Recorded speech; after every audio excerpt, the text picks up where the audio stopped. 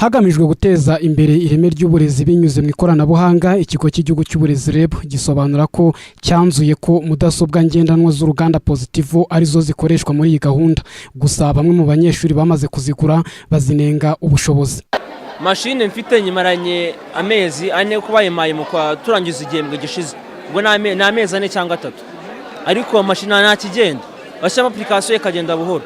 Abanga harimo antivirus ya Bitdefender na kikora muri ya mashine kabisa. Mashine baduha ni fake bitewe n'ibyo twiga, bitewe na application dushyiramo. Urumva rero okay, ni iby'akamaro gukoresha mashine ariko itari ku rwego nkuru ngo ariko tuzanira.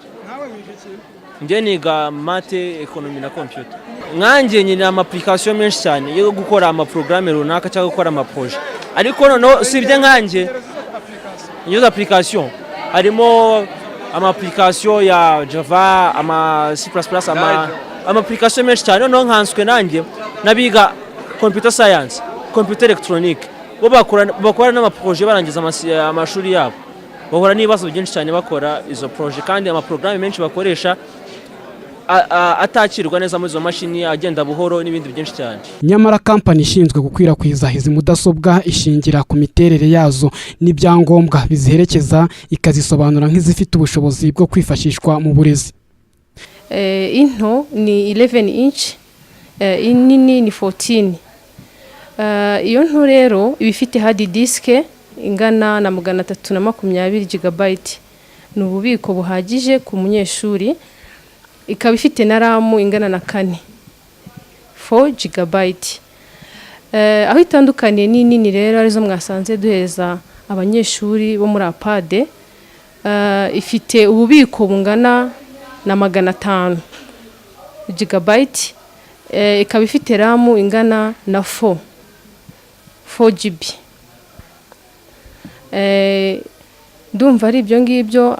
Ikindi twongeraho cy'umwihariko nuko tubahana namo application ari original genuine nka Microsoft 2016, tukabahamo antivirus Bitdefender iri ku rwego rwo hejuru cyane, ndetse tukabaherezamo ni operating system.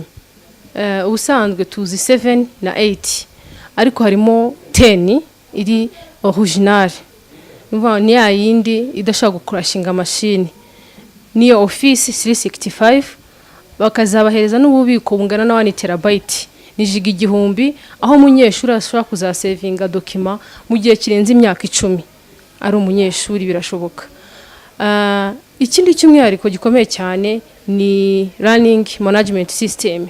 Iyo software nizafasha ikigo kumanaginga imyigishirize, uburyo umwana yarasanzwe yigamo mu ishuri na mwarimu amwigisha, kandi iyo systeme izatuma habaho uburyo umubyeyi ashobora kumenya report y'umwana ya buri munsi, buri cyumweru, buri gihembwe ndetse n'umwaka wose muri rusange.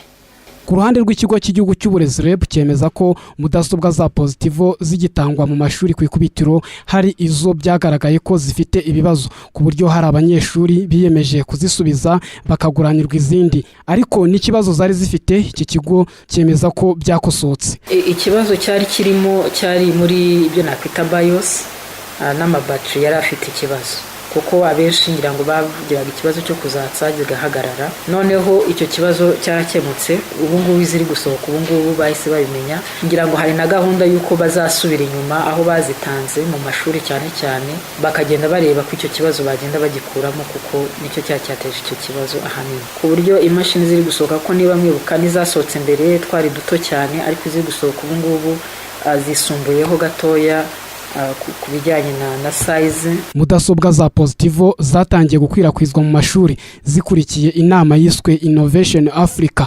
2014 yateranije i Kigali abaminisitiri bashinzwe uburezi muri Afrika, abikoranabuhanga n'amasosiyete akomeye y'ibijyanye n'ikoranabuhanga. Ubwo uwari umujyanama wa minisitiri w'uburezi w'u Rwanda yatangazaga ko hagiye gutangira gahunda ya Smart Classroom izafasha abarimu kwigisha amasomo asanzwe bakoresheje mudasobwa mudasobwa ngo ziguma ku ishuri, abana bakazigiraho bazifatanyije barenze umwe kuri mudasobwa imwe. Gusa icyo gihe hari amashuri yahise atangira guhatira abarimu bose n'abanyeshuri kwigurira mudasobwa, nyamara ikigo cy'igihugu cy'uburezi kivuga ko ahubwo amashuri akwiriye gufata iya mbere mu kuzigura, aho nibura buri shuri ryagira ibyumba 2 bya mudasobwa, ngo kimwe kirimo mudasobwa 50.